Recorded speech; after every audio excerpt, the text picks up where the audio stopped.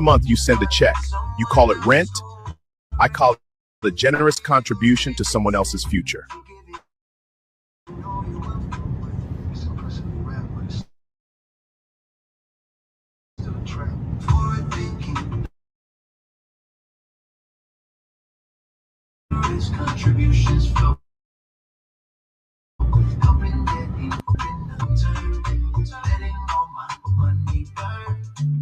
Hold up, pause the beat. You're making that generous monthly contribution, but are you building your legacy? Whether it's your first home or move up. Every month you send a check. You call it rent. I call it a generous contribution to someone else's future. That's why I'm staying here. If the pipe begins to leak, I don't even have to speak. But who pays for it really? But that comfort as a call.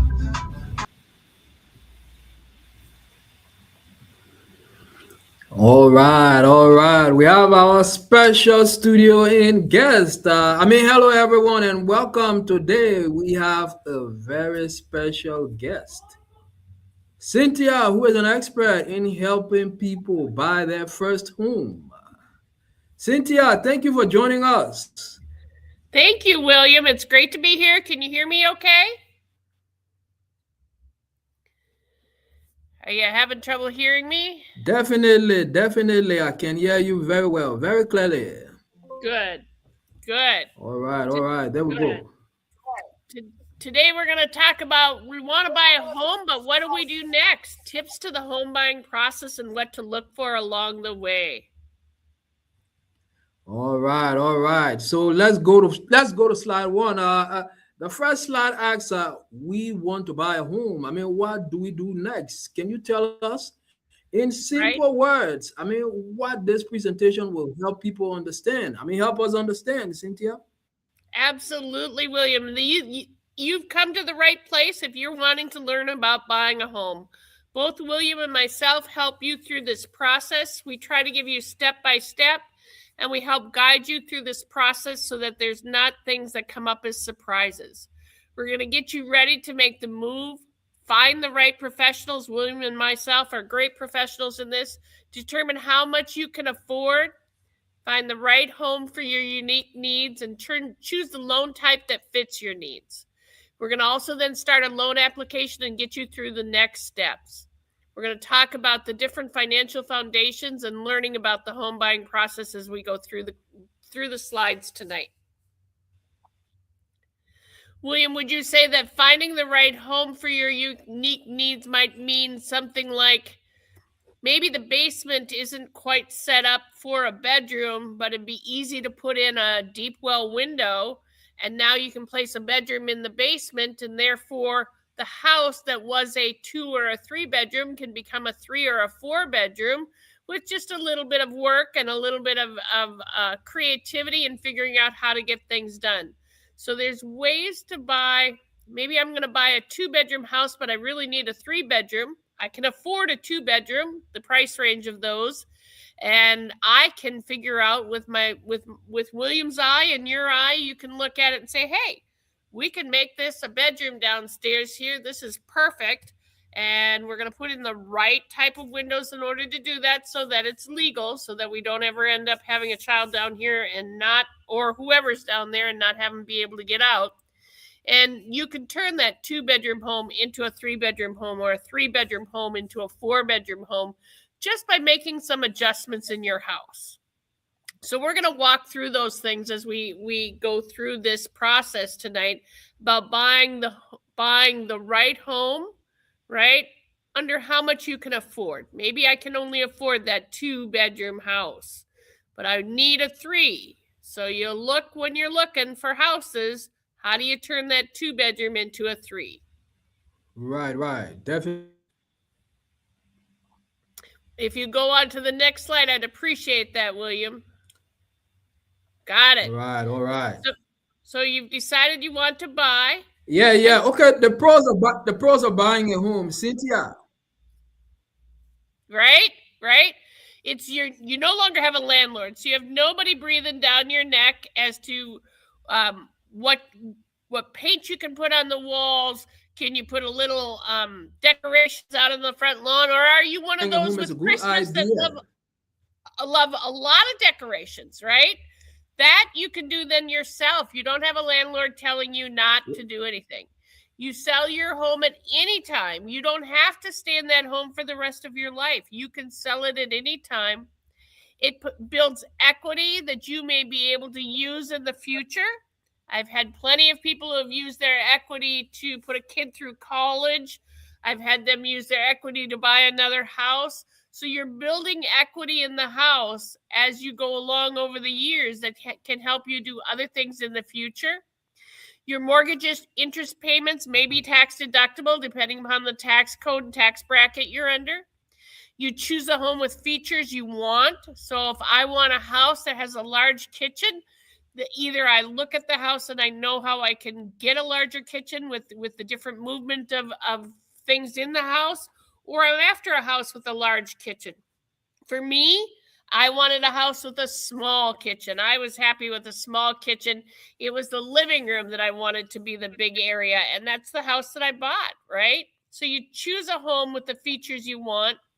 You have more room for your family to grow, and it's a home for your babies, right? So it's a home for whether you have fur babies or you have baby babies. It's a place that everybody can all come together and be together. And I have to tell you that being in a home, something that you own, is almost indescribable when you're sitting there and you look and you go, we own this. Nobody can tell me I can't put polka dots on my walls anymore. I can do that. Or nobody can tell me I can't have a dog in my yard anymore because this is my yard, right? So it's a place for you to have ownership in how you choose to live your life. Wouldn't you agree, William? Yep. That's great. So we'll move on to the next slide, William, if you can. There we go. Right. The typical home buying process. Right. The typical home buying process is first you get pre-qualified. Pre-qualified means that we're going to look at your income and we're going to actually move you into pre-approved stage. Pre-qualified really doesn't work so much for people anymore. We want to get you pre-approved. So we're going to ask you for your income. We're going to ask you for bank statements. We're going to ask you for tax returns or W-2s. We really want to know when you get pre-approved and you go through the process of pulling your credit that you'll be able to buy a house. And you want to confidently be able to buy that house.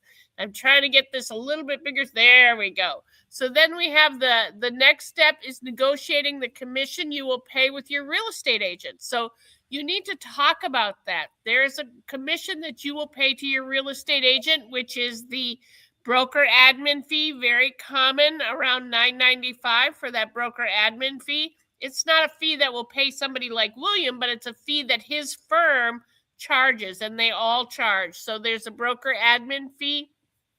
Typically, realtors are paid 3% of the purchase price when they're representing you, 3% of the purchase sale price when they're representing the seller. So if the seller's only going to pay you, your agent, 2.7%, somebody's got to come up with the difference, 0.3%, and that's what you're going to work with your agent as you go through things so that you clearly know what your expenses are going to be at the end. Once you've got that all settled, you got your pre-approval in your hand, you work through all the immediate costs, and nothing comes out of pocket yet. Not with Old National Bank yet. I am not going to charge you to pull a credit report. I am not going to charge you to get to that pre-approval. But you're going to go house hunting, and you're going to look in your price range. But again, you might be wanting a 3-bedroom, but don't let the 2 bedrooms pass you by, because a 2-bedroom might be a 3-bedroom in disguise, right? I have also had an instance where one home that people were looking at, it was listed at only 850 square feet. It just was off everybody's radar because that was too small of a home, and it was listed incorrectly at 1,850 square feet. So look for those oddities when you're out house hunting as well on the MLS. Not everything out there is perfect, and you want to look for the imperfections, because that particular house had been on the market 3 months, nobody looking, and my buyers drove by and they said, that's not an 850 square foot house. It was 1,850 square feet, 2 floors. So the 1,850 on the main level and 1,850 basement is what they got. And of course, the sellers felt nobody wanted their house. They didn't realize that it was mislabeled. And so they got a pretty good bargain. So that's house hunting. House hunting doesn't just belong to your real estate agent. You as a buyer also help house hunt. After you make the offer on the house and it's accepted, you're going to get a home inspection. A home inspection is going to tell you what's wrong with the house. They don't talk about value. They tell you what they can see with their eye, what's wrong with the house. Are there foundation issues? Are there roof issues? Is there siding issues? Do they see something wrong with the plumbing inside? They check the furnace and the air conditioner, and sometimes they think because of the age of it, you need to have somebody certified to come in. They may recommend that. So the home inspection tells you what's wrong with the house to their best of their ability, right? And an appraisal, which we will do when we start the loan, is what tells you the value of the house, right? 2 different things. So then while you're getting the home inspection, I'm going to start things and I'm going to complete the gathering of documents. Maybe you gave me a bank statement from May and now your June bank statement is available. So I'm going to get that updated bank statement. We're going to continue to gather the documents and I'm going to start the loan. When I start the loan, I order the appraisal, I order the title. You'll need within 3 to 5 days after we start the application who the home insurance company is going to be so that we can get the documentation from them on how much your home insurance is going to be. And I'll pull in all the documents and get everything ordered. Then I send your file. We send out disclosures to you. You go through those disclosures. Maybe I typed that you had 2 kids that were 10 and 8. And we've been working through this for maybe a year and a half. And you go, oh, Cindy, my kids are really 12 and 10 now. So I'll update the application in order to reflect the 12 and 10. You're going to see the 10 and 8 at the very beginning.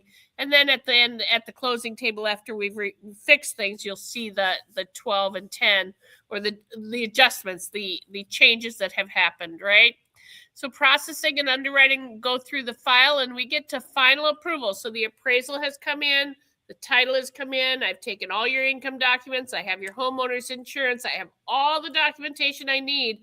And the underwriter then reviews it and says, yes, you were accurate. This is good. We're going to continue forward with this loan. And we get to a final approval. At the stage of getting a final approval, we're also sending you an initial closing disclosure. A closing disclosure tells you how much we estimate you're going to need at closing. Now, you get that initially up front, but then we send it again to you at the end because we want to make sure that we're getting close to knowing how much exactly you'll need at closing. And with my disclosures, I am so accurate in the beginning that they're almost identical at the end. The thing that's different is homeowners insurance. I might estimate $235 a month and you found something for $219 or $248 a month. That's going to make the final numbers change just briefly, right? And so we'll look at that. We go through it. What's changed? What stayed the same? Where are we at? How much money do you need to bring to closing? What you expected, that's great. We keep going from there. After that final approval and we've balanced, now we'll go back to the title company with that closing disclosure and we balance with them. So now they get the figures from the seller. Maybe the seller has paid the property taxes for the second half of the year, so they've got to adjust a few things there. And we balance with the title company. Once we balance with the title company, you then have your exact amount that you need at the closing table. So you'll go get your cashier's check made out to the title company. And then you will, on the closing day, bring that cashier's check. You'll close on that day at closing, and then you get to move in. Here in Minnesota, the day you close is the day that you get to have possession of the property, unless your purchase agreement is written anything differently. It sounds like a complicated process, but I've been through this probably 4,000 times. William's been through it multiple times as well. This is something we do, and we do every single day, and we're very good at. So we help you through that process. But this lays it out kind of nicely for you to be able to see everything has a step, and they're all congruent together. If you'll go on to the next slide, William, that'd be great. All right. Oh, and yeah. that takes us to slide 5. Step 1 is your credit. Yep. Your credit and your credit scores are very important. That's your first step that we want to look at before you even make an application, or as you're making an application, maybe your credit isn't so good. So we'll go through and set up a plan for you in order to get your credit to be better.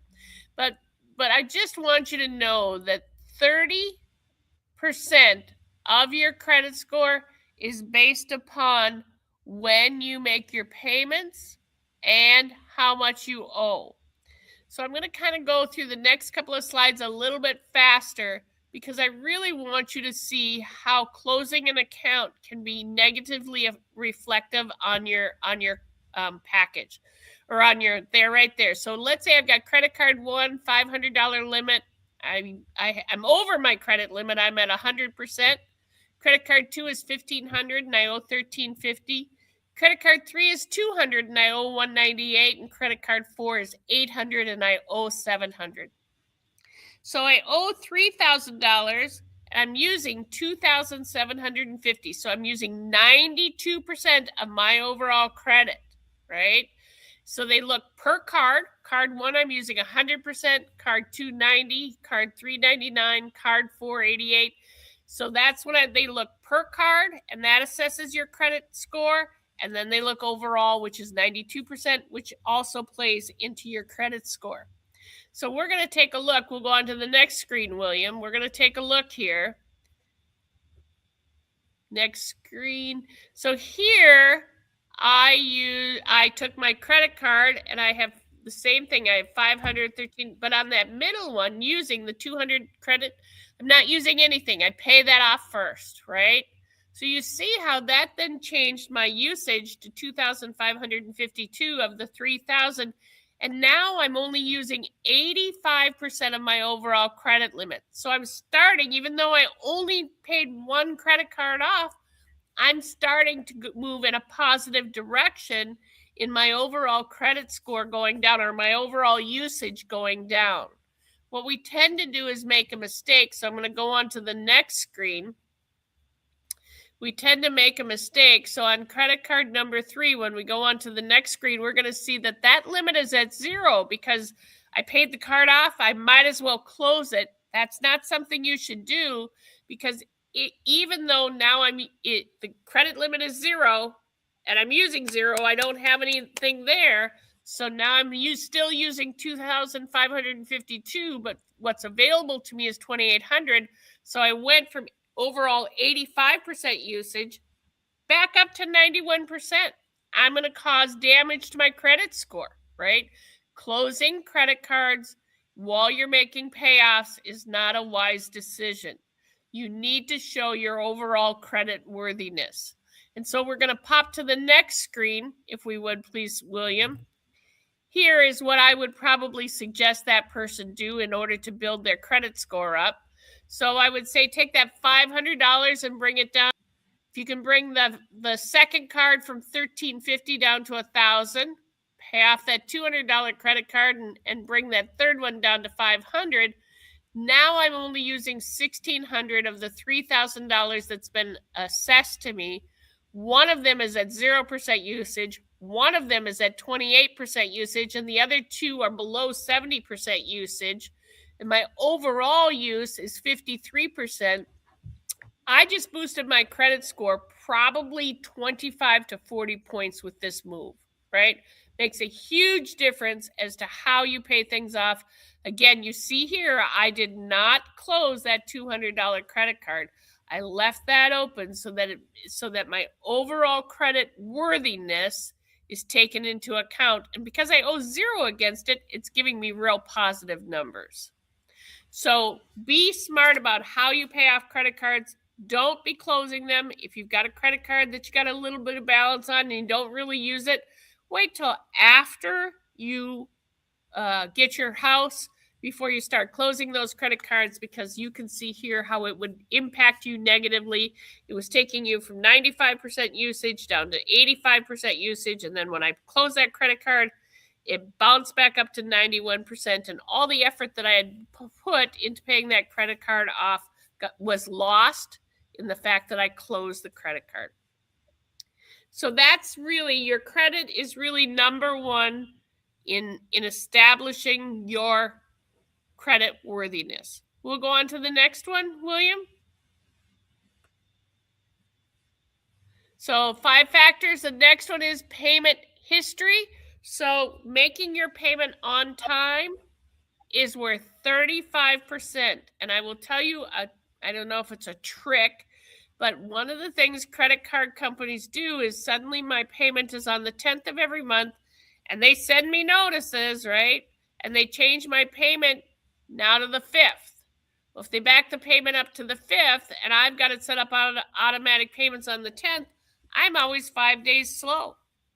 So it's going to have a negative impact on my credit. So you just want to put on your calendar like at least once every 3 to 4 months, where you put on your calendar, check credit card statements so that I know that I'm making my payments on the due date rather than after the due date. Because 5 days slow pay you never see as a hit in your credit report, but it does lower your credit score because you're slow paying.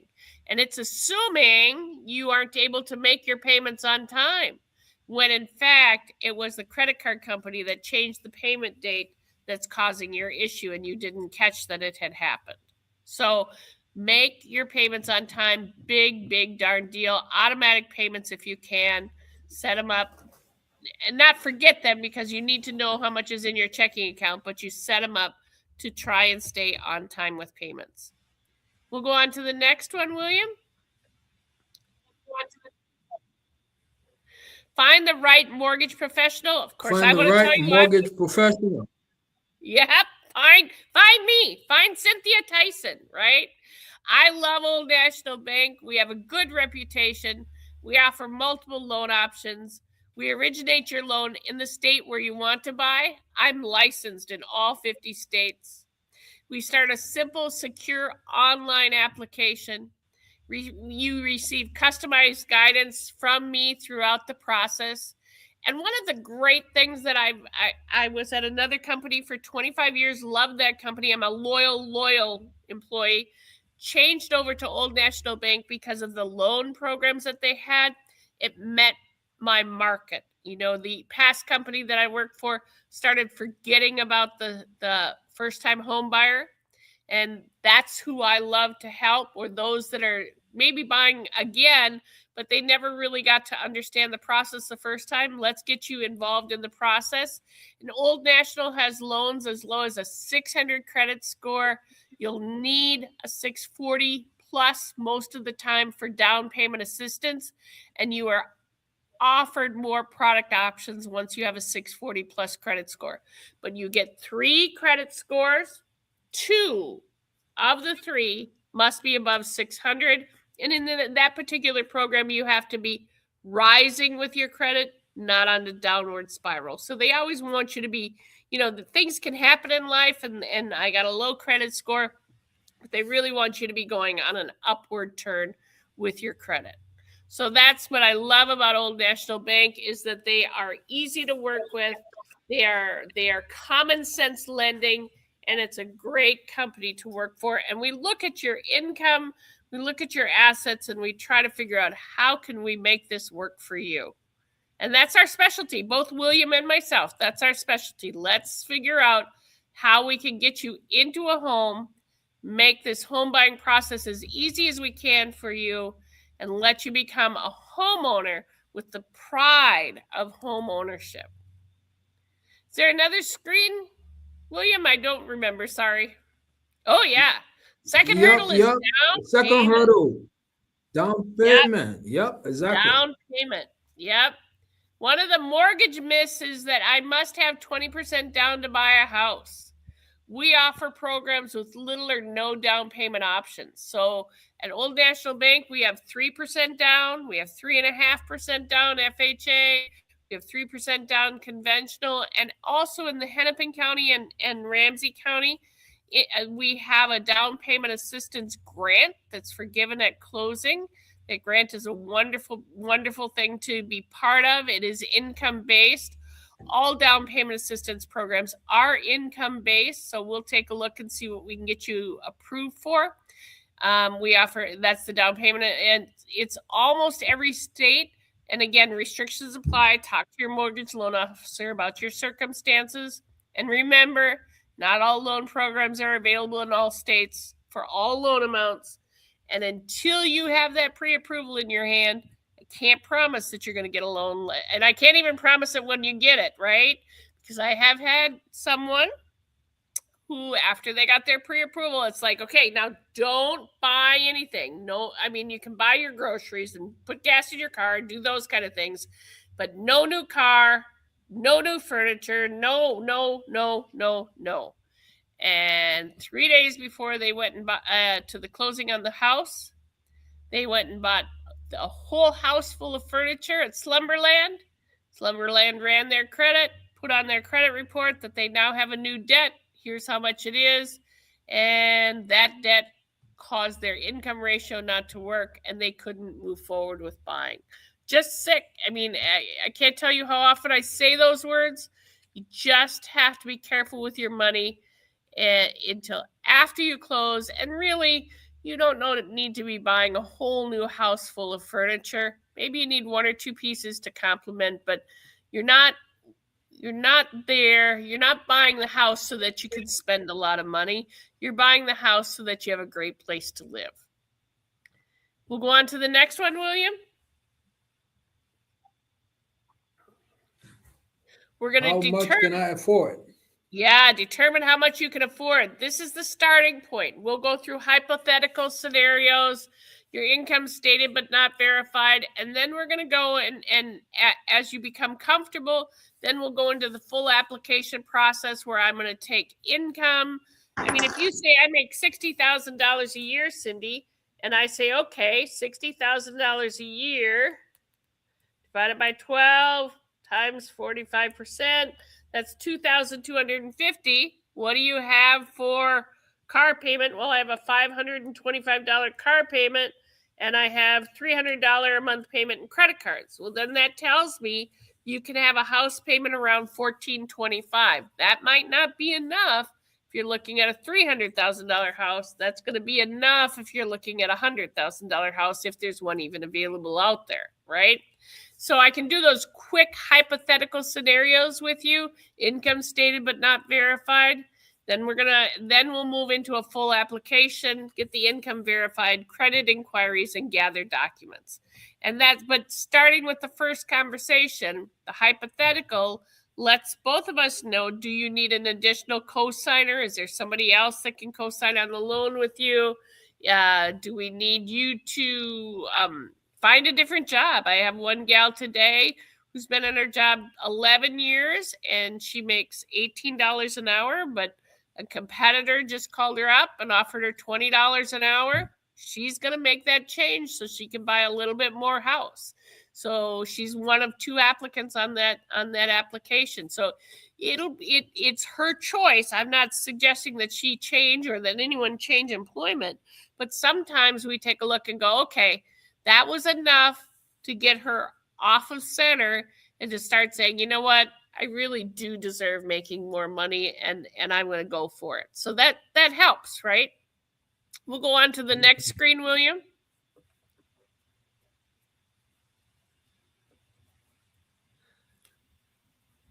Choose the loan that fits your needs. Absolutely. So I'm a big fan of fixed rate mortgages. That means that the principal and interest today, day one payment, all the way to day 30 years from now payment, the principal and interest is the same the entire time through. Your payment may change if your real estate taxes and homeowners insurance go up, but your principal and interest will remain the same the entire time. I like something that's dependable. So I really am, especially for first-time home buyers, fixed rate mortgage is really the right way to go. An adjustable rate mortgage means that it can go up or down. Maybe it's set for 3 years and then it can adjust to the rate that's going on. If you plan to move in the next few years, that might be worth it. But we're actually seeing adjustable rate mortgages that are good adjustable rate mortgages at the same interest rates as 30-year fixed. We see adjustable rate mortgages out there that are going to change every 6 months, are going to change every 3 months, and that can be really detrimental to somebody who's making house payments. We see those start out at a lower rate, but they start out at a lower rate because their margins and change rates happen so often and are just not healthy for the consumer. And you don't know that because you don't know enough information on adjustable rate mortgages. We also have FHA loans. They're flexible low down payment loans. You want a smaller down payment, but they're 3.5% down. My conventional loans are 3% down. So conventional, that's your fixed rate, that's your Fannie Mae, Freddie Mac. My conventional mortgages are just as good as your FHA loans. The catch is an FHA loan, it has mortgage insurance for the life of the loan, where in the conventional loan, it has mortgage insurance that's insuring the lender, not insuring anybody but the lender. That mortgage insurance is only until you reach 80% of the original purchase price, and then you can get it removed. And there's also VA loans. VA loans are low to no down payment. And if you're active duty veteran or an eligible surviving spouse, that's great. You could also have a small disability, and because of it, you get better, not rates, but you don't have funding fees on the VA loans. It's a fabulous program. My son-in-law has a VA loan, and he refinanced. I couldn't do the loan. He's a relative. Couldn't do the loan, but I had him go to somebody. And we started out at 30-year, and when rates were pretty low, he popped to a 15-year. He's been in the house 5 years, has 10 years left or less, because I'm sure he's paying it down pretty fast. But imagine that, you're buying your house at 35 and all you have is 15 years. If you're able to afford a 15-year mortgage, 35, 40, at 50, he won't have a mortgage anymore, right? That'll be all paid for. Now what are you going to do, right? Well, now I can travel a little bit more, or maybe I'm buying that second home or that lake home. Just figuring out how you can live if you pay that first mortgage off as quickly as you possibly can. Let's go to the next slide, William. A few tips. A few tips on what to do. Stay current on your accounts. That's very important. Continuing using credit as normal, but it's minimal. You're not buying large items. You're buying your gas in your car and paying that off next month. Maintain current employment. Now, again, maybe you need to change employers. Let's talk about that, because it's okay to change employers. I've even had people change employers in the middle of a loan, but I can't go from full-time to part-time, right? That doesn't work, because part-time requires that you do that job for 2 years before I can start to count that income. So we really have to talk about employment. Keep your bank accounts in good standing, not having overdrafts. Protect your credit score and limit new inquiries. Somebody says, like, you're at a clothing store and they say, 25% discount today if you open up a credit card. And you go, whoa, 25 or 10 or whatever they're getting, I'll take that. It's like, no. My credit score is more valuable to me as high as it can get, because I get better interest rates than having me inquire to get this little 10% off, this $100, so I'm going to get $10 off, will cause me more damage because it hurts my credit score. Notify your mortgage loan officer if you're going on vacation. It's important that I know that you're going on vacation. It seems to be that people will buy a house and then all of a sudden they're gone for 2 or 3 weeks during the process, though, when we're processing the loan.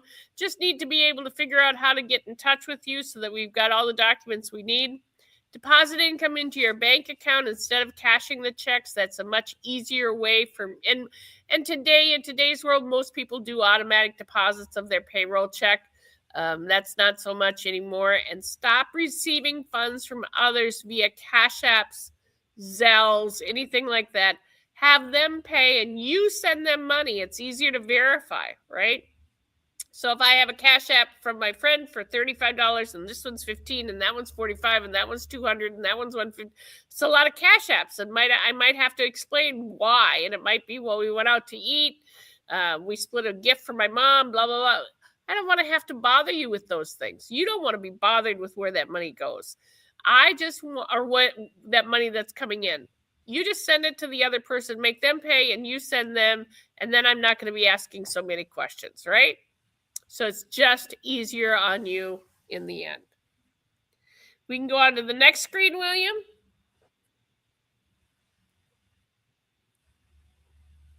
Find the right professional. Right. And as a real estate agent, I can't tell you, William is absolutely one of the best. He is a market expert who informs you about the current state of the market, and he's open to having you interview him by asking questions, and he loves to ask you questions as well in order to make sure you're getting into the right house. We'll go on to the next. There you go.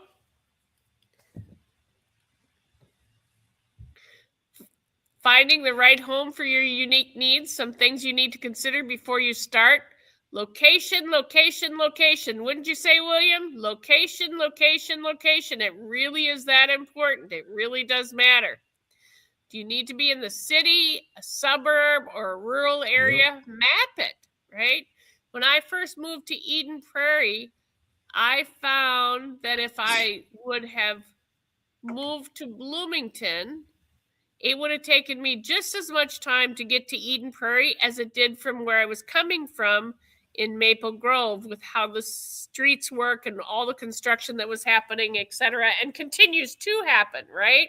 So I knew if I was going to live if I wanted to work in Eden Prairie and be home quickly, right, that I needed to live in Eden Prairie. So start to map it, start to drive it at hours that are traffic is going on. What time do you normally go to work? Well, then drive that, see what it looks like. Where do your friends and family live? Test the commute to work. Check out the distance to schools and shopping in the area. When my daughter bought a house, we were so excited. The school was 3 blocks away. And then we were unexcited because we learned that the school bus wasn't going to come and pick up our little kindergartner because we were too close to the school. We worked it out, but you got to know those things, like how far away do you have to be before you get a school bus, or how close, if I'm just 2 blocks away and I need to go to work at 7, is there a way that I can drop my daughter off at school, right, at a Kids Stop program or something, in order to be able to have her be safe, right? Be safe in the neighborhood. We'll go on to the next slide, William. Finding the right home for your unique needs, right? You're going to consider the community. Grocery stores, shopping centers, restaurants and bars, are those things important to you? School districts, do your homework on school districts. Parks and playgrounds. We have a playground that's just about 1.5 blocks from our house that the kids love. Walkability, my husband loves our walkability in our neighborhood. Medical and dental facilities, do I need to be closer to them? Are there local hiking trails? Is that what I like to do? Is it energy efficient home, or is that important to me? Are there bank and ATM locations that are close, or am I going to have to go hunt down my bank? Or do I have to change banks in order to be in the right bank? So what do I need to consider? Maybe I like only shopping at Trader Joe's, right? And in Eden Prairie, there's no Trader Joe's. So do I go live closer to Trader Joe's because that's an important feature for me because I love to shop there? You just have to figure out what you like. Is it your church or your synagogue or wherever you have your faith? Is that important to you to be close? Is there something in your religion where you're supposed to be walking to church on certain days rather than driving? And then that's your walkability score that you have. So you really need to know what your unique needs are and start to write those down as well. Wouldn't you say, William? So Definitely, unarguably. That's right. correct. So let's move on to the next slide.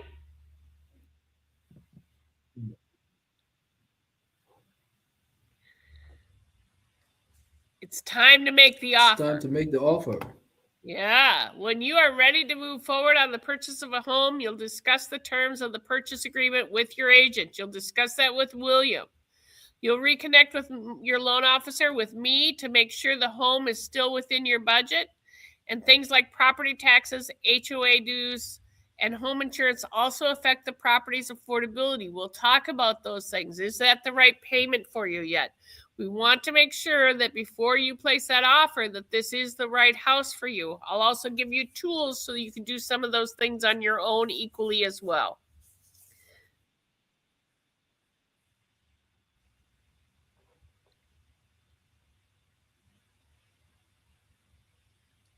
Next slide. Next slide. Yep. Your offer is accepted. You'll continue the loan approval process, the loan application and document gathering. You provide me with the copy of the purchase agreement and any addendums. We'll upload requested documents directly from your financial institutions, payroll providers, or tax preparers throughout the application process.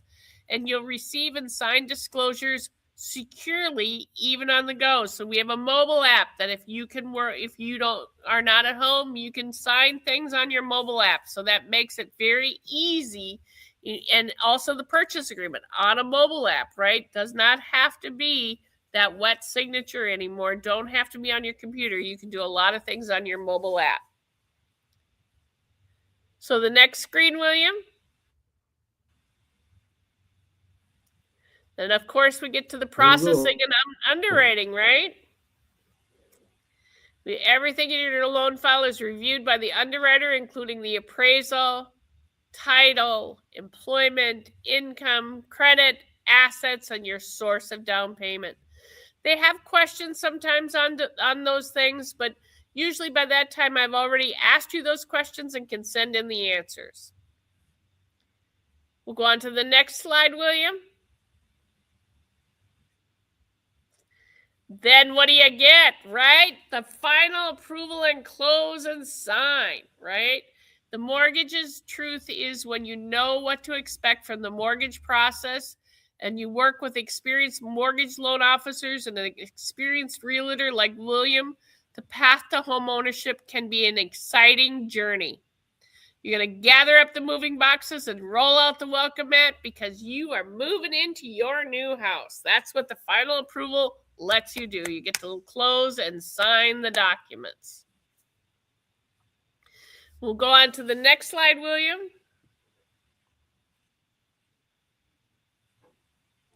Yep. We're at the end. So there's my information, and down below you see William's information that's scrolling across the bottom. That's how you'll reach both of us. Is there something that I can answer for anyone? Please send in the comments and we'll do a seminar on that. We'll do a podcast to make sure that you guys are getting all the information that you need in order to become homeowners. William, do you have anything to add?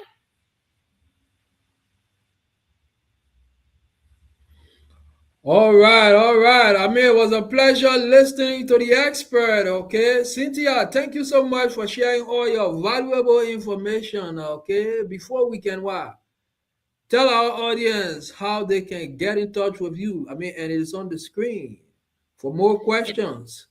It is on the screen. And for anyone looking for a real estate agent. Yep. And I mean, for anyone looking for a real estate agent or loan professional, I mean, it's Cynthia and I. So, I mean, thank you very much. Thank for you being here very today. I mean, we cannot thank you so much. right. This has been great, and I look forward to helping people when they give us a call. Let's get you into a home. Thanks, William. All right, all right. Thank you very much, Cynthia. Bye now. Bye. My future cash is already spent. Some days fat, some days slow. That's just how the tennis go. But if you listen to the sound, it's your money. I'm letting the ground call me. Every month you send a check. You call it rent. I call it a generous contribution to someone else's future. Helping them in investment grow. Little to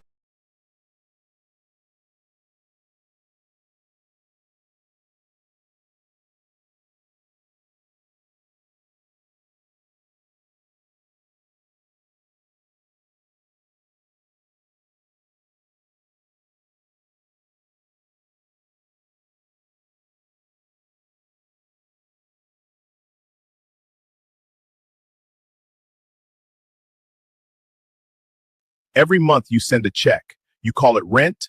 I call it a generous contribution to someone else's future. Every month you send a check. Call it rent. Generous contribution to else's future.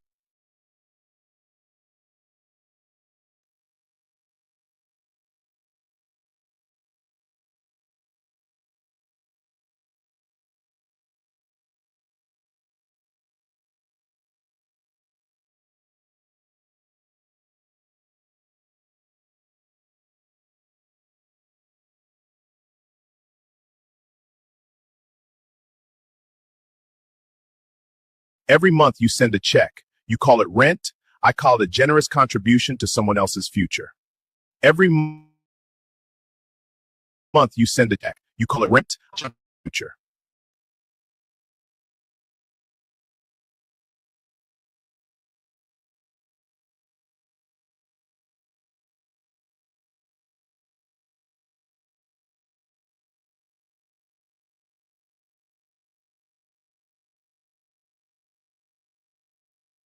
Every month you send a check. You call it rent.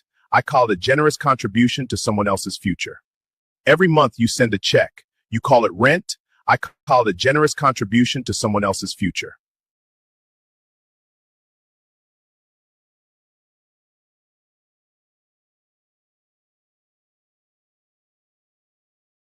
Every month you send a check. You call it rent. I call it a generous contribution to someone else's future. Every month you send a check. You call it rent. I call it a generous contribution to someone else's future.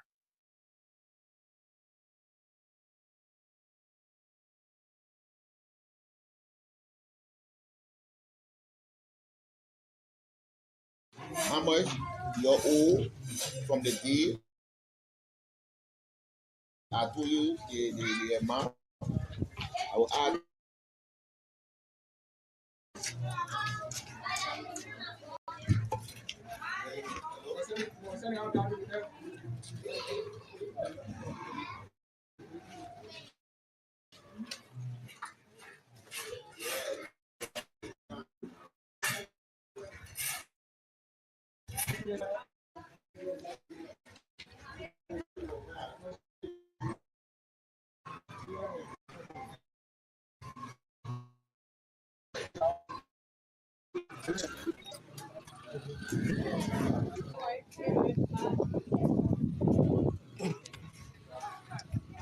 Ah, yo na muda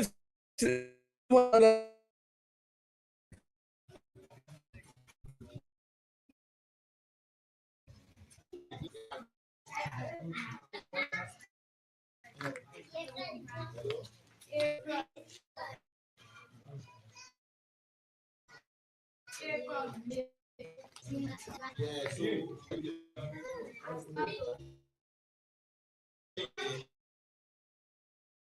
you got the data there.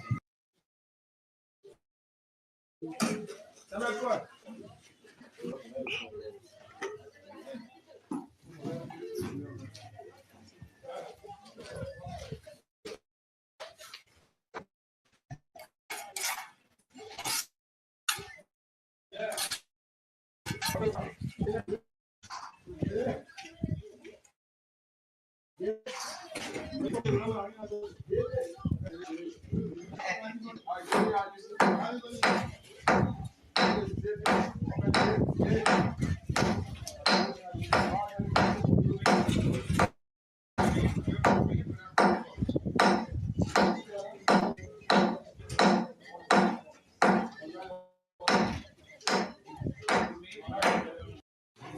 much your old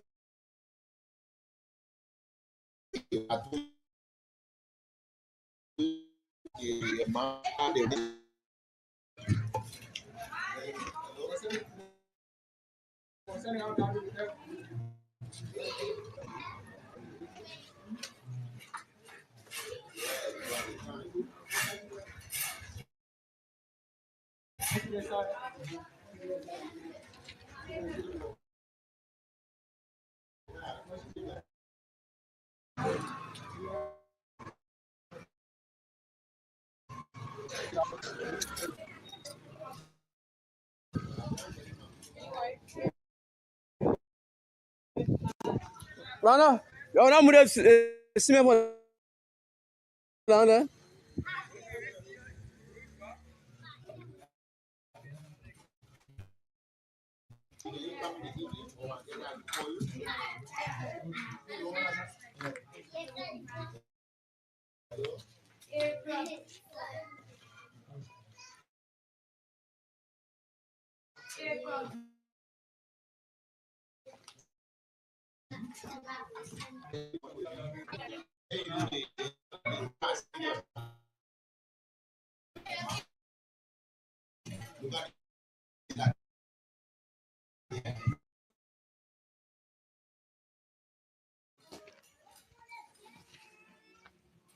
Oh, maybe I'll put a pipe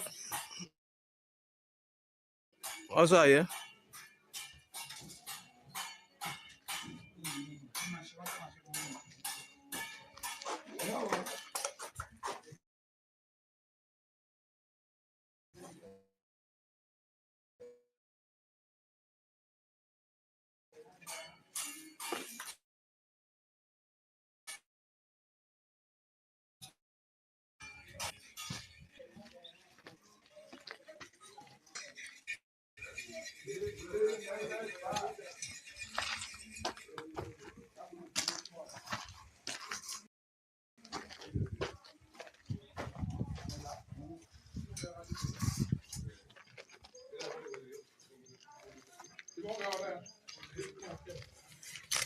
yeah, we do want to be against you.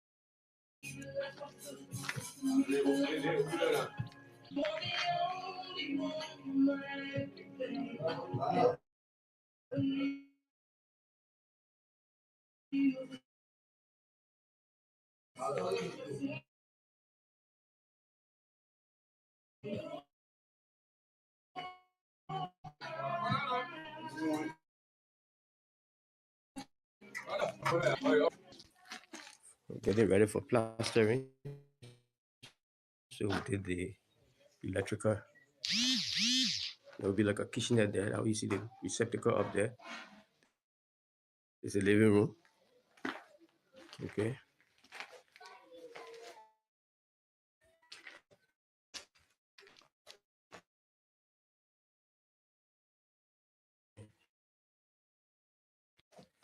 Yeah. So the bathroom.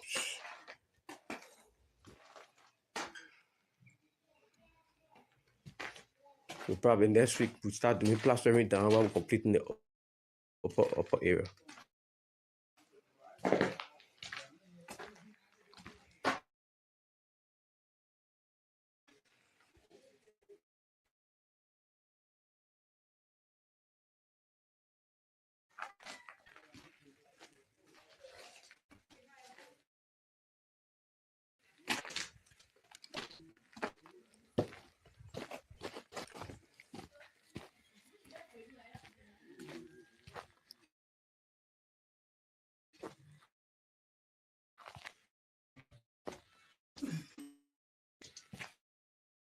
So the man away from that now. Yeah? Yeah, I leave the plug in a little bit. Clean. So I beg you, they pillow there. It's not okay. You put one more ring there. Yeah. The ring that's gonna be far away, so it'll be close. One full at least. Because I can hold the corner of the ring. Okay.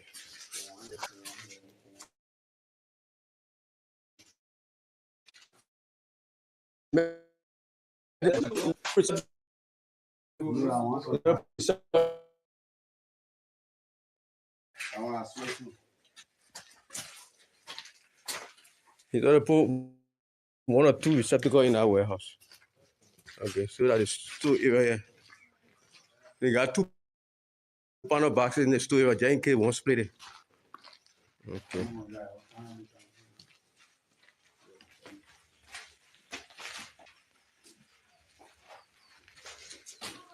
Okay.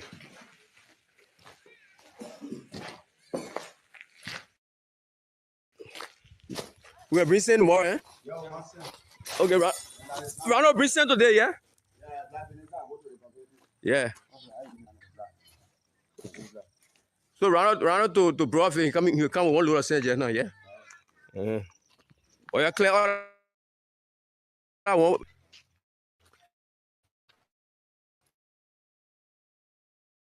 Okay.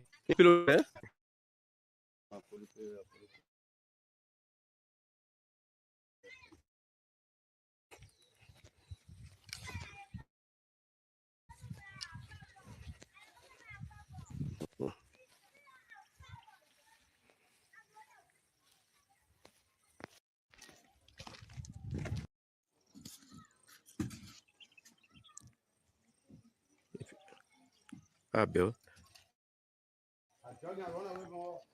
The ground floor walls are all completed. You see that before we start doing the plastering, we do the rough electrical. All these gotta come down, and then we put the cups and whatever before I can start the plastering. But I gotta roof the building first. But while I'm doing the upper floor, I'm doing process. But this is it's complete. That there will be a grill door here. We'll go from the store area. You can come into the warehouse. There will be a grill door, and then into the warehouse. This is the warehouse. In the warehouse. This is the door from the staircase area. We got another exit from the staircase area to go upstairs. So we can use this door to enter into the warehouse. And there's a bathroom, a toilet here for the stores. There's a toilet in here for the stores. Okay, at the back, it's a one-bedroom apartment. What we're talking about. Yeah, how you doing? Yeah, how you doing? Yeah. It's at the back.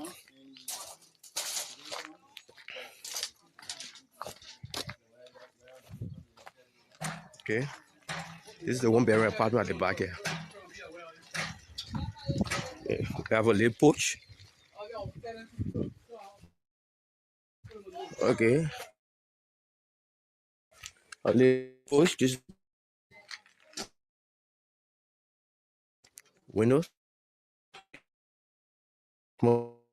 That's the bathroom. Yeah. Then it goes to have just something in there. And that room, that door goes straight to the bedroom. The bedroom is sizable enough. It's almost 11 by 10, which is sizable enough.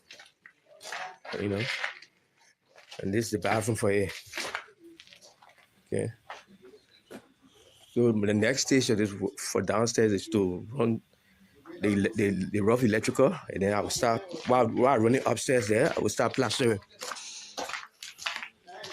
So we will go upstairs. The last time we came here, we went upstairs. We went upstairs and we did We did the partition for one, and then we came back today to do the second push.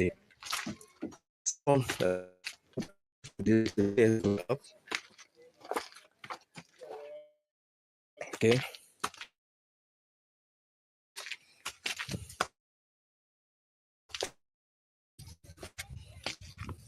This is the apartment on this side. Okay, when you enter here, there will be a living room here. Okay, when the living room, the kitchen will be there with a little pantry. We'll get a little part of the room. One room will be the second bedroom, which is the master bedroom, which is much bigger, about 14 by 10 feet. They will be having their own bathroom. And then this bedroom, this is the front side. The living room is here, the kitchen there.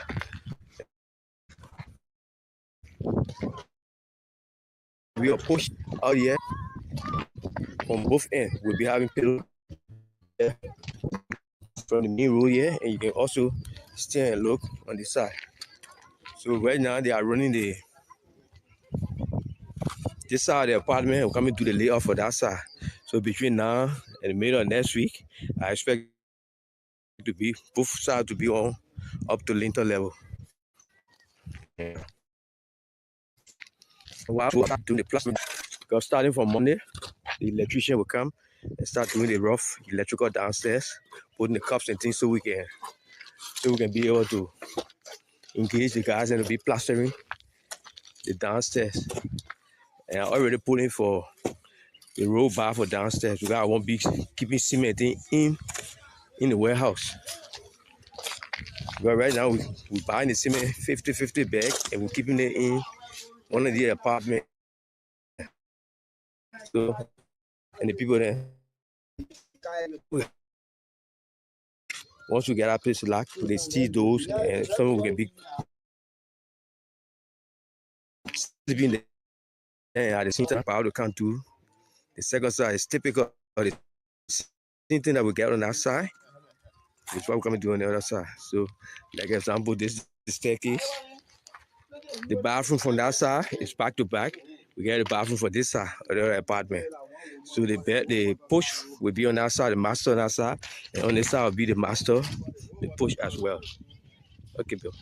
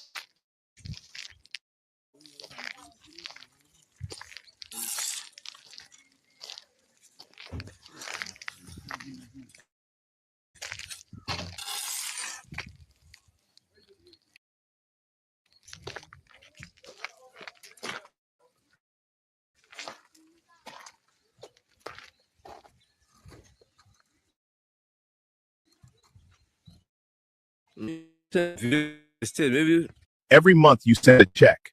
You call it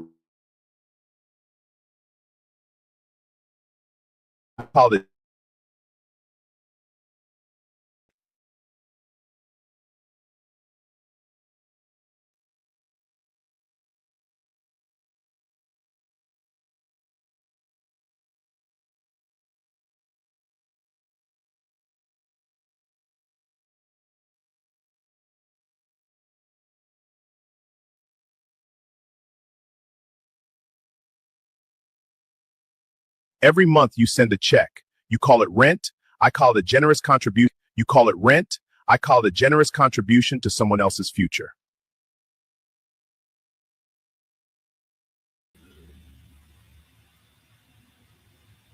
All right, all right. For those of you who are perpetuating your sales in tenancy, just making those generous contributions on a monthly basis. Help me understand this 2026. What is stopping you from financially forward thinking? Give me a call on 651 304 4832 and let's change your map.